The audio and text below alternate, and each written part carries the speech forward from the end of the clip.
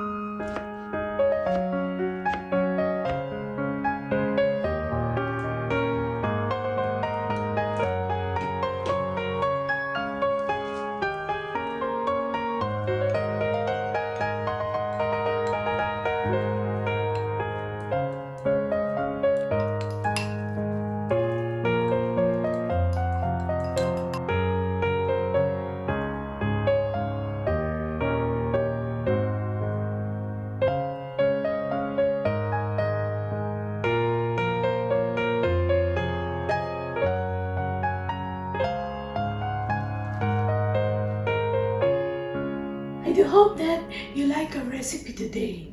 And if you are new here and you like my videos, don't forget to like and subscribe to my channel, and also hit the bell notification to be updated on my upcoming videos. And thank you for watching. See you on my next videos. Mata ne!